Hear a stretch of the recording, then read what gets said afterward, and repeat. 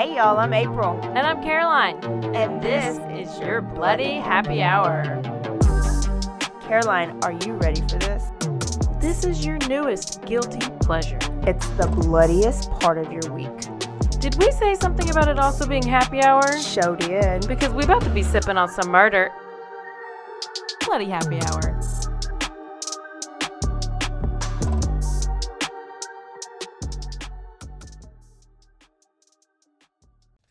Hey y'all, we're here for episode 2. Woo! Casey Anthony episode 2. Casey Anthony, if you're not pissed yet, you will be now. We're just gonna get right into it. We're covering the Peacock series, quote unquote documentary, whatever bullshit. So here we are, and we're basically doing like a little rewatch of it for you because we don't want you to have to go buy a Peacock to watch this. So we're gonna tell you about it. So we did episode 1. Here we go, episode 2. Yep.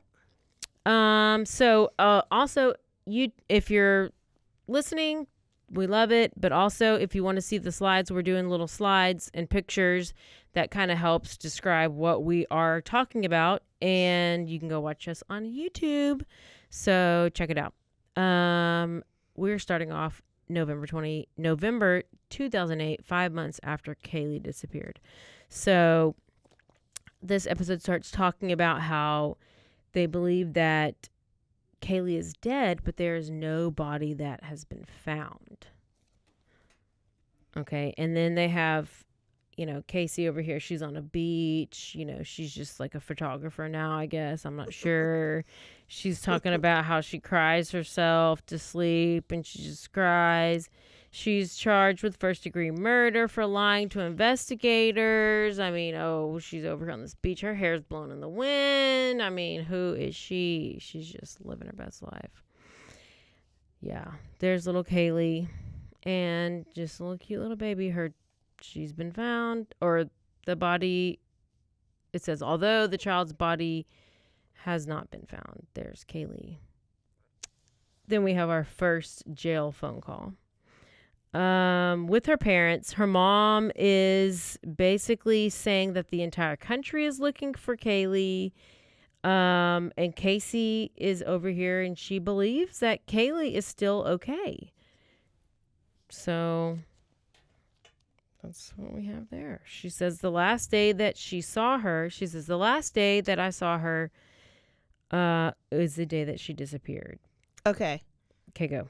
So this is what got me, because she's about to tell you, are you about to tell them the story? Because she's gone through all this, and so people are like, what happened though? Like, on the day she disappeared, what happened? What's your story? Like, what's your recollection? You came here, you got to be telling us that part, right? Mm-hmm. And so she's crying. I forgot why she gathered some tears at this point, but she's crying, and she does tell her story of what she remembers of the day Kaylee disappeared, right? Yes. But you just showed a jailhouse story of where she's like, Kaylee's all right, right? I know in my heart, like, I know she's all right. Yeah. But now she's telling her story. So what's the story? So she said it was a normal night. She put Kaylee to bed. They had breakfast in the morning. Casey wasn't feeling good. She went and laid down. She closed the door, turned the TV on. She brought Kaylee in. Kaylee laid next to her. She said she had been a light sleeper her entire life because she was used to someone coming in and opening the door while she was asleep. She said that she's setting it up.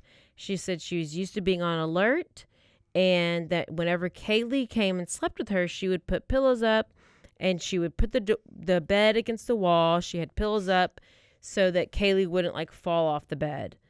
And she said that whenever she went to sleep at this time, she thought that she locked the doors, but maybe not. And she knew that her dad was home, but she fell asleep. Okay. And so she's basically, all of that is what has been said in the documentary. This next, right here is me. She's living in the same house with this man who she is now claiming has raped her over and over and over again. That's what she's insinuating. That's what she's saying.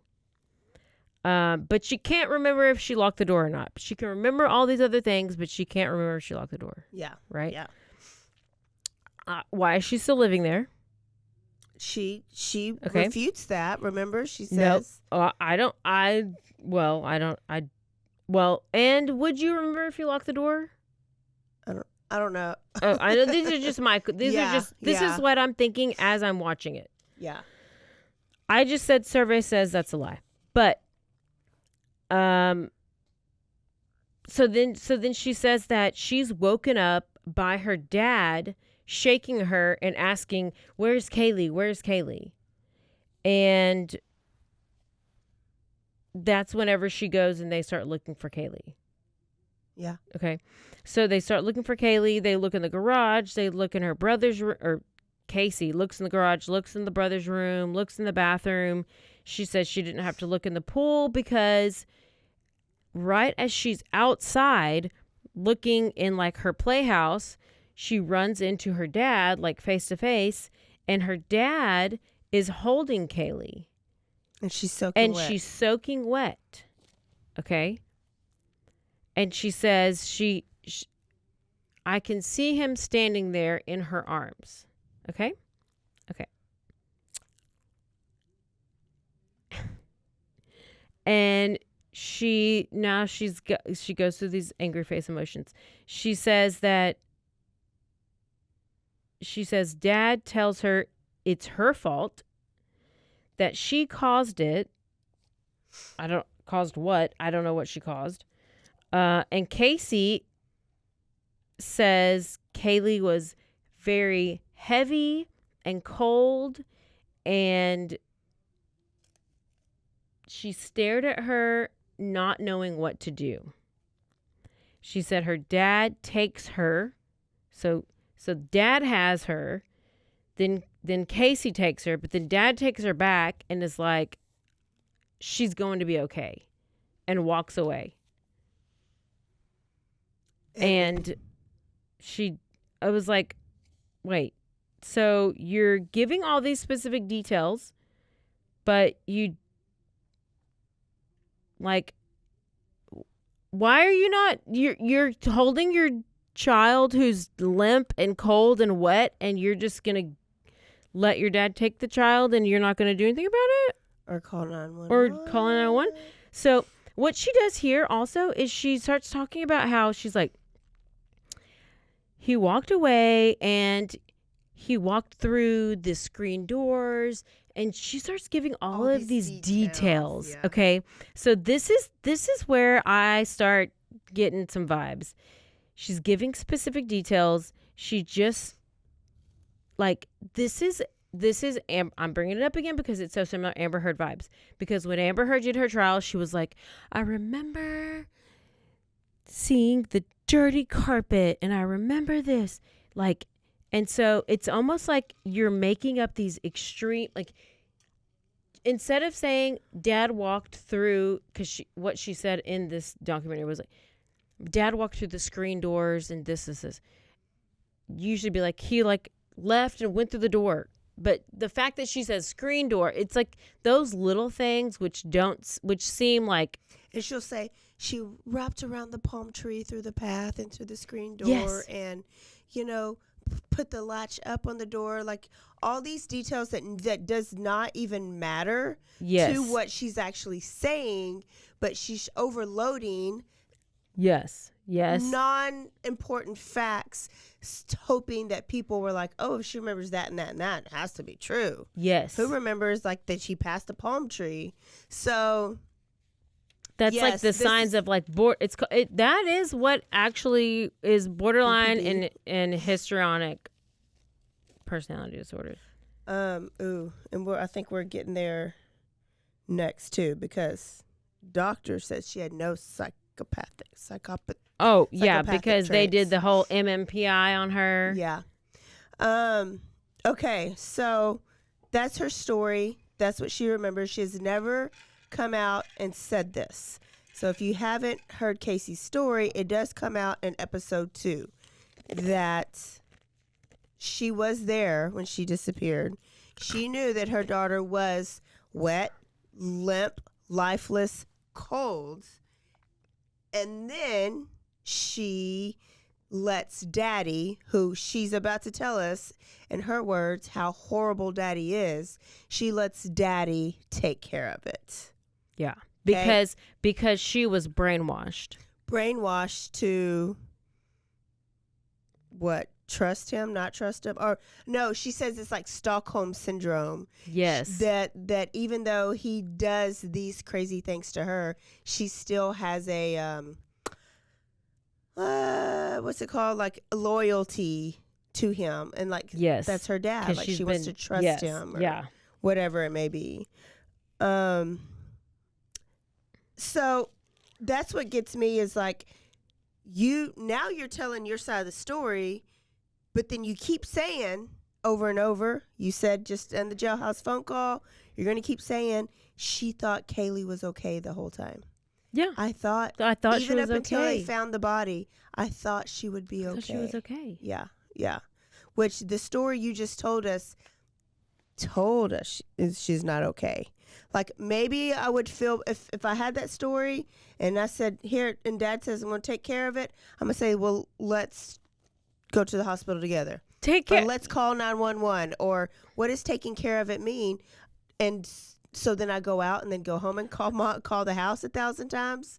So that's coming up too. Is like she shows her phone records. I just can't get over the fact that how is all this going to happen, and then you're going to make up the story about this nanny. Yeah, Zanny, and they barely even touch on Zanny the nanny here, and that was. Yeah. Well, there's nothing to touch on after she admits she lied. I know. But okay, here's incarcerated friend. Oh, now what this is story her. Was this? Okay, you just did a story. Go ahead and tell about her because it reminded me of a story you just did. Go ahead. Oh, well, Robin. I just was thinking that this is another one of her friends who's not cute and who's not. I think she has a pattern. Blonde and chunky. And I mean, I'm not whatever normal looking person, but I just think that she's just manipulating somebody else. And she talks about how they basically write letters to each other because they're both in solitary confinement, and the only way you can talk to somebody is by writing letters. So then she's like almost like love bombing this lady. I'm pretty sure this lady would go down on her in a second, or I'm sure, or whatever. She talks about her jail experience and how she has no one in her corner. And, you know, I don't know. This is just this lady. This lady goes on to talk about the letters, and she reads the letters that Casey wrote her, and just as how she's on her side and how they seemed authentic. And this is where Casey says, this is where her memories start to flash back. She starts to remember doors opening and doors closing, and this is how she describes her dad, how her dad would come in. Oh, first she's no. First she tells this prison guy that her brother used to come in. Yeah. That's the only thing that she confesses in these letters to prison inmate Robin, is that her brother would come in and do these things. Oh. Is this the room? This is her description. Hell. Okay. Now we go to this damn whatever, this cartoon that they made. They made like a cartoon. I'm yelling. They did this whole cartoon interactive whatever. What do you call this? Reenactment. It's a cartoon. It's so cringe. So she describes, it's this animated creepy story. Yeah. And it's like she's vividly describing her abuse.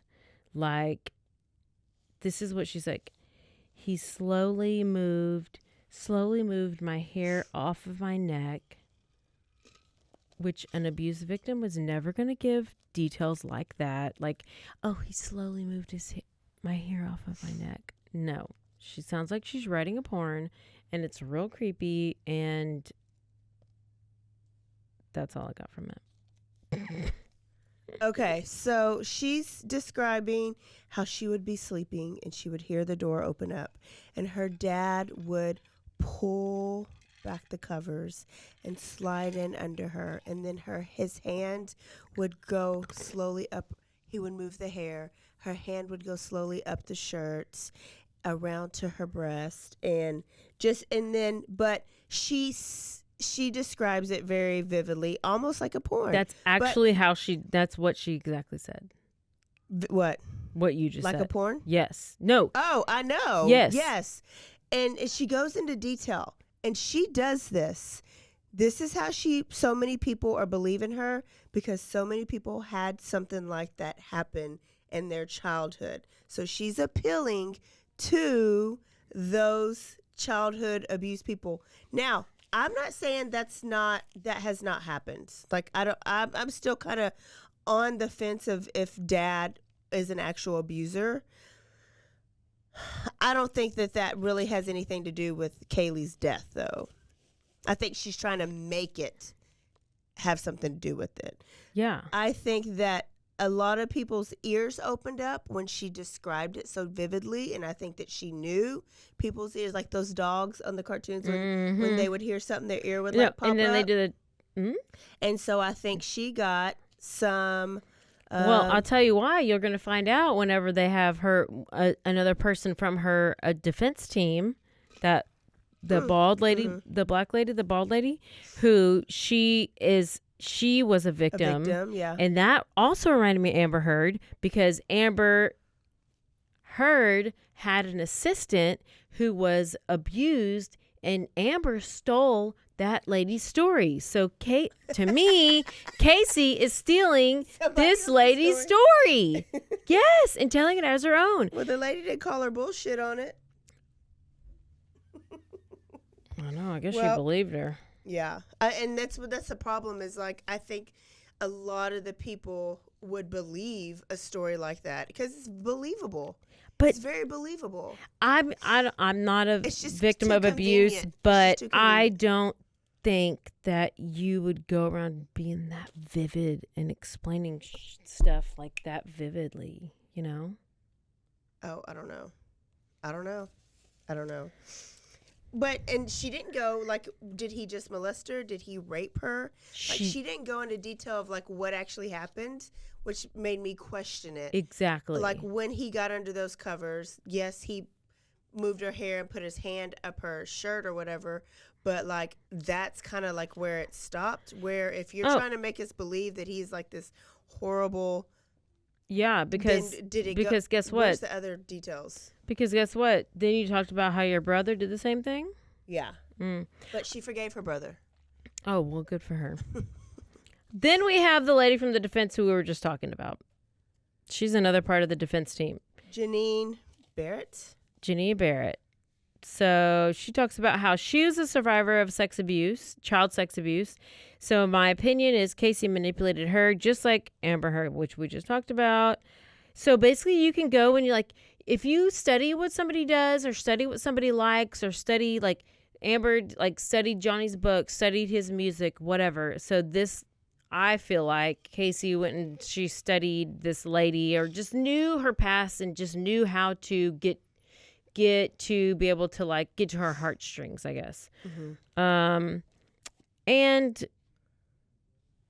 you just kind of can figure out how to talk to somebody about that kind of stuff to where they will go and, I guess, defend you or have your back. But she goes on to talk about, this is where she talks about how her brother abused her and her dad abused her from 8 years old to 12 years old. Yeah.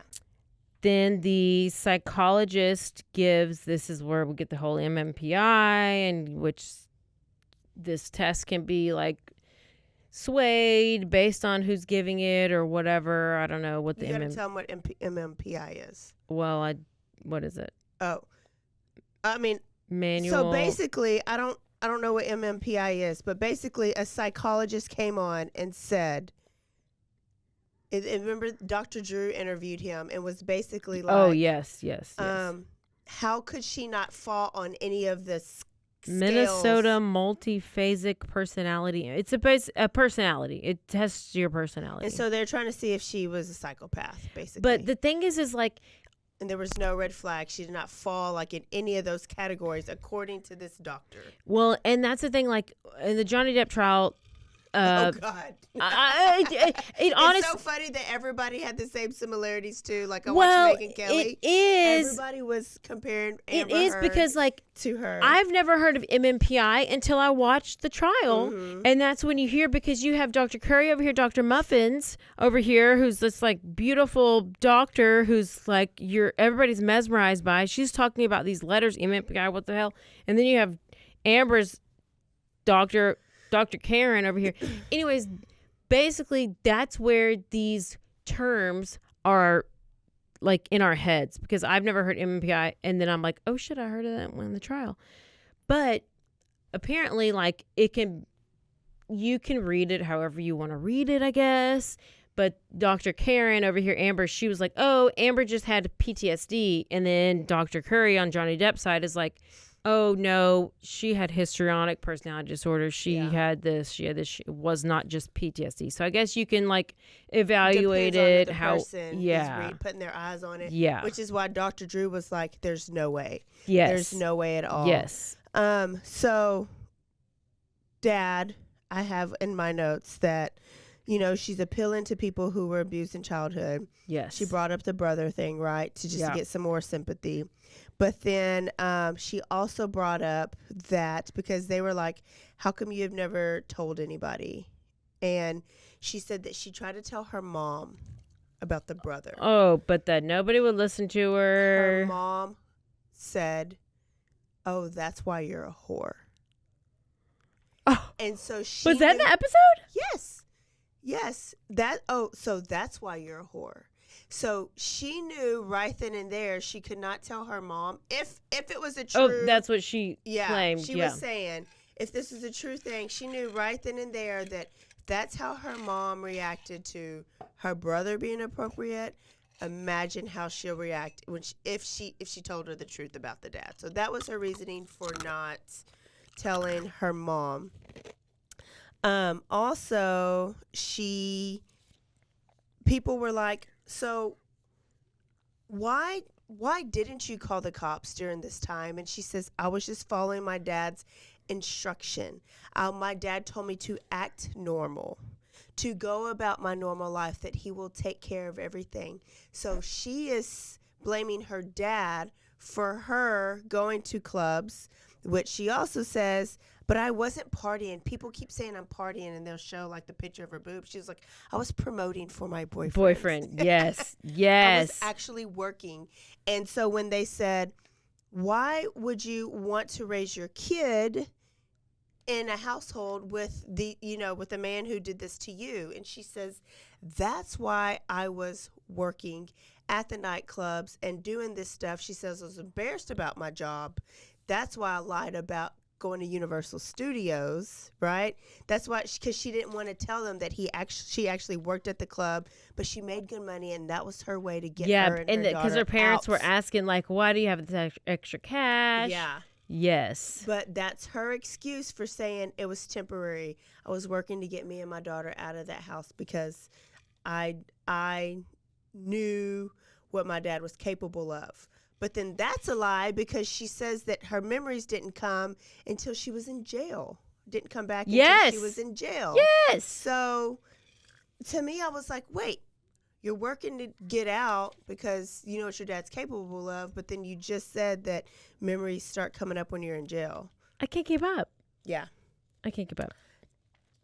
Then we have this guy, Cameron Campagna, who is another roommate of the Tony Lazzaro guy. Tony Lazzaro was a boyfriend, right? Yes. Okay. Was a boyfriend. And he was like, oh, she acted like everything was fine. Nothing was wrong. She was just this is what you just said. She was just out there helping Tony like promote and whatever. This is whenever she spent those 31 days at their apartment. Yeah. So like, it just makes how is your story even making sense if you're there at their apartment for all this time? Her excuse is, you know what her rebuttal was to that? Did you not see the call logs of how many times I called home? Yes.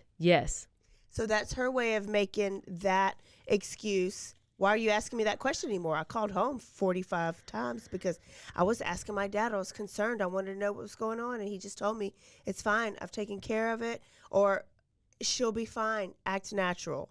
And so she's pointing all these fingers to her dad. Like all of her actions are behind her dad. I mean, it does plant seeds. So I was watching the YouTube and they're like doing the rewatch thing like we're doing right now. And we're talking about how Casey is doing this like rear view mirror thing. Like it's real weird how they're filming this because they're filming it and it's like they're filming it from the back seat of the car and they have her face in the rear view mirror and she's like looking at the rear view mirror, talking to them through the rear view mirror. And it's real weird. And I almost feel like it's like done like this like cinematography thing where it's like you're looking back on your life or whatever. And anyways, it's just real weird. But so she's talking about how, what'd she say? I just knew that I had to do what he wanted me to do. So this is whenever she's talking about she had to do whatever her dad wanted to tell her to do. Yeah. Whatever her dad said. So this is where she talked about she was doing whatever dad told her to do. She was basically a robot. She says she kept thinking that Kaylee was safe, which I don't know why she never called police. I don't know why she made up the whole Zanny the nanny. And her dad was like, Kaylee's safe. Don't worry about it. Everything's fine. Blah, blah, blah. And she then goes on and she says, what? That made sense to you? Yeah, that's what they ask her. That made sense to you? Why would you do that? And she says she was made to believe, she said she believed that her dad kidnapped Kaylee from her and put her through all of this on purpose. Like, put her through all of this. Her. It's all about her. But she was still convinced that she was okay. I mean, it just doesn't make sense. It don't. So she's a very good actor, like very good actor. She is actually a better actress than Amber Heard. She is. Yeah. But her story, like she's tried very hard to put the pieces together, but there's still like a lot of question marks. It's still pieces that like don't fit, even though she's tried. She has a response for everything. Yeah. Oh, yeah. Everything. What else? Okay. Then we have the finally the remains of Kaylee are found. Mm-hmm. So we have skeletal remains are found. This is whenever Casey kind of freaks out in jail because she's sitting there. They take her out of her cell. She's sitting there and she talks about how she can see it on the TV, and then she starts like breaking down. She has her head in her hands and she's like freaking out. Yes. And my opinion, it's because she knows she's caught, and they have like DNA portions of the remains, and I guess it says Casey says that she should have had an instinct, and then she's like, oh, I don't know why I didn't have this instinct. I should have known something was wrong. And it's like, look, she could still be alive. I thought there was still a chance. And it's like, bitch, you held your baby when she was limp, she was wet, she was not breathing, she was heavy, and you thought she was alive? Yeah. That's the logick. And I'm trying. And also, if you want to go look at this video right now, I don't see any real tears.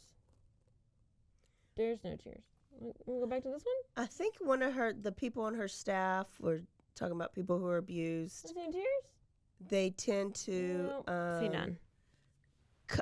Ignore the truth, what's really happening, because that's what they've been taught to do. So that was her people's excuse for why she wasn't trying to acknowledge it, that she's a child of abuse.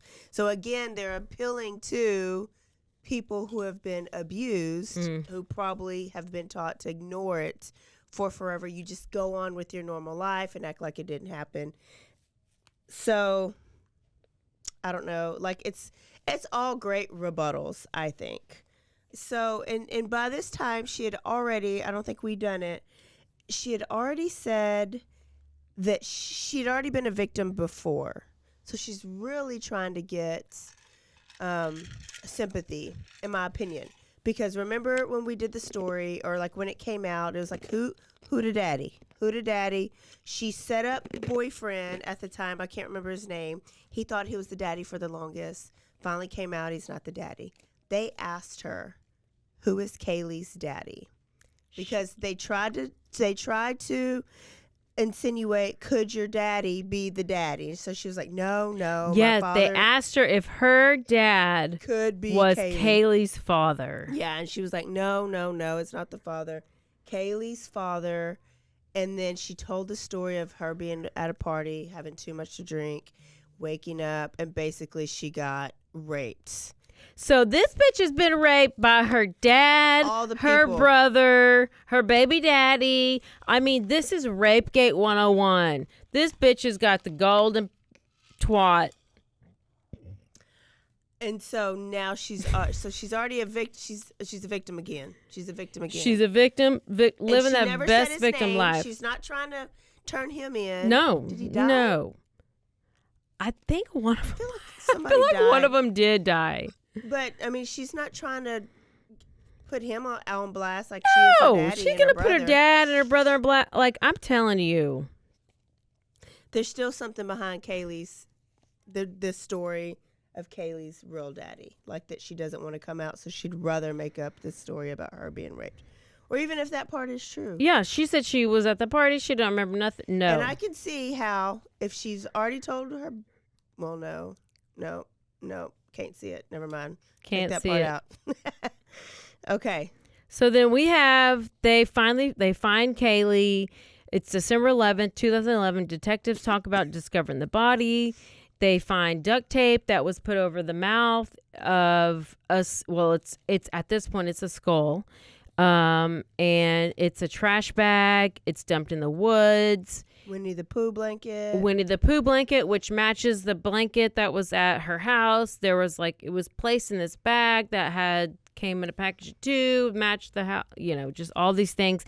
It basically, everything they find in the woods links them to the house, but the body is like just bones. Yeah. And then whoever the hell this is, Karen over here, she's yelling at her on TV. She's got the most, look at that Karen hair. When I watched this, all I could focus was the Karen hair. But they're just basically saying that they are seeking the death penalty, and this is a big shocker because, they might have been able to convict her if they weren't seeking the death penalty because maybe they didn't have enough evidence. This is just what I've heard around. Some people say it was a mistake to seek the death penalty based on evidence. Oh, well, maybe. I don't think that's it. I think we're about to get to the reasonable doubt right now, and it says it here in a minute. So this is whenever. So cadaver dogs, have we gotten there yet? Why did I have cadaver dogs? Okay. So Go ahead. during the Sunfire that she drove, they did a test on some hair that was found in the Sunfire that she drove. And they tested the hair, and the hair follicle basically said it came from somebody who came from Kaylee. It could have been either Kaylee's or Casey's. Well, but the person that it came from was dead. So that ruled out Casey, obviously. It was Kaylee. Well, her team was saying that your hair follicles can do whatever it does to make it look like you're dead for other things, like if bad nutrients or bad diet or just other things that can contribute to that. But they basically said her body had to have been in the Sunfire that she was driving at the time. And so there's a lot of evidence to link her towards that that make her look worse and worse. And so obviously that body was in the sunfire and it was dusted. But there was multiple cadaver dogs. Some of the cadaver dogs went off at the car. Some of the cadaver dogs did not. Yeah. So that posed a question. So what I found was that they talked about how the defense pointed out how the cadaver dogs alerted the first time, but then the second time they didn't, which was big evidence for the defense. Mm-hmm. And it was because it was an inexact science. And then they start talking about the plea deal. They start talking about the plea deal, but yes, it has to do with all the Jose Baez, which is her attorney, goes in and talks to her and is like, hey, we have this plea deal and we can do this. And all you have to do is you have to say that you're guilty and you'll get 20 years and you have to accept the guilt and you have to accept the responsibility. And that's when I hear she's like, no fucking way. Yeah. No way. I am not doing that. I would rather spend all my years on death row. I will never say that I'm guilty. And that won over 17 more people. But that won over a lot of people, obviously her team, because they were the ones bragging about it. They're like, she was adamant that it was like, no way will I ever admit to that. And so some people would be like, oh, is she that much of a narcissist that she's never going to admit she's wrong? Or is it that she's innocent so she can never admit that she killed her daughter or had anything to do with killing her daughter? Either way, Jose Baez at this point knew nothing about the molestation. She had never told him. Somebody on her team supposedly told him. It was probably that lady who she was talking to about sex abuse. Yeah, the bald black lady. Janine. And so that's... But I wonder why she didn't tell him about that. If that was such a big moment, if that led to everything, if that was the whole reason why your daughter went missing, it was because you were abused. Maybe you must have made it up. Before Baez, what happens first? Baez comes in, but then so does side piece Crystal come in. Well, so yeah, then we have this worst prosecutor in America who's trying to give her defense or give her a case, which she's obviously who lost everything and she's terrible, and don't ever hire this lady because she pointed out. What's her name? Linda Burdick. Linda buried a dick. I don't know, but I went back and I watched both of their opening statements. I watched Jose Baez's opening statement and her opening statement. Her opening statement is like, it's like suffer. You're suffering having to listen to it. It's so bad. Mm-hmm. It's slow. It's like dragged out for over 2 hours and it's not captivating. You go to Jose Baez's opening statement that's for Casey and you're captivated and you're alert and you're listening because he's telling this whole animated story. She's not. So she is lawyer. This is what loses. The prosecution lost the case. It was a open and shut case to me, as far as who's guilty, who's not. Her team, in my opinion, lost it for her. They just didn't do it. They missed a bunch of things. They focused on the wrong things, I think. And then we have the trunk. So then they go on to talk about some evidence about her car and the sunfire, which was that what it was that she drove? It says, when I examined that trunk, I found 15 hairs. And there's a lot of weird stuff about the hairs, too. About the hairs belong to a dead person or not a dead person, period. But I think what did it was the last two things that happened at the end of a trial. When you're part of a jury, you can't always remember every single thing, especially when they go days and days and days. But the ending is it. So at the end of the trial, side piece Crystal, Dad was having an affair, and they found the person he's having an affair with. And they subpoenaed Crystal because Crystal, though she was very uncomfortable with this conversation, got on the stand and said that, you know, you get a lot out of men after sex. There's something about like when they spew on you or in you, they'll tell you all the secrets in the world, right? Oh. That's when you have a conversation with the man. And he told her that Kaylee died from a horrible, horrible accident gone wrong. Oh, what was the accident? Is somebody, he didn't say the accident. This is somebody not bought in to really the case. Like, yeah, he's screwing the daddy, but she just wants to know what happened to the daughter. She's not for or against Casey. Then Jose Baez comes in because he had just found out that dad has molested her. Yeah. And so he didn't tell her about it. So Casey says that she had no idea that he was going into court bringing up this molestation story. And she said that he wanted her to have a genuine reaction when he talked about it, right? Jose Baez is good at his job.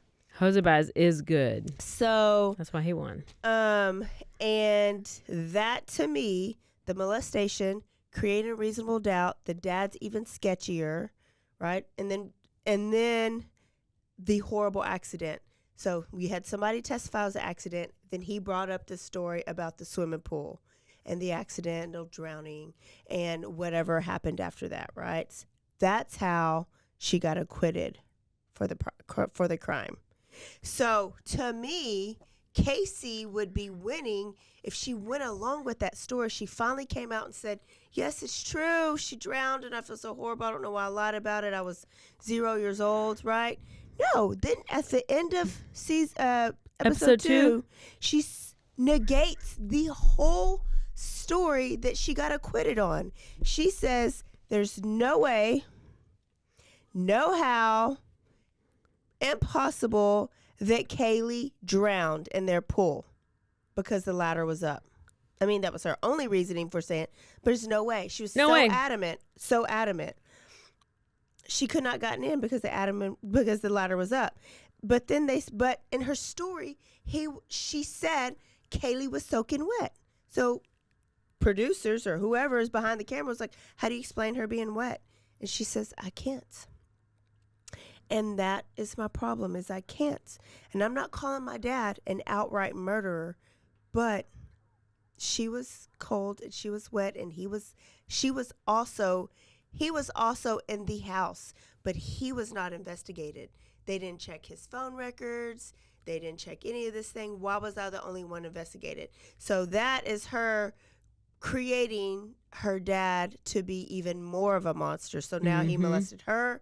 So what are people going to automatically think? Oh, that he murdered her, yeah.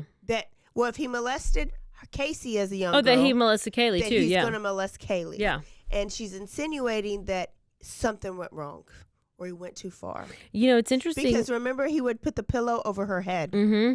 He put the pillow over her head sometimes to muffle her whatever moans. So she's insinuating that could this happen to Kaylee? She doesn't really outright say it. Yeah. She's wanting you to put together of everything she told you. She's setting up her dad. So that's where it ended. And she's already called her dad a molester and a rapist. She hasn't outright called him a murderer. She's just talked all the way around it. Yep. So part 3 is when we go into how, like, she's really coming for the dad. Yep. It's bad. Yeah. So there you go. There you go. Yes, I love it. Episode 2. We will see y'all for episode 3. Tell us what you think. Don't forget to stay aware, stay alive, and always be DTF. Bye, y'all. Bye.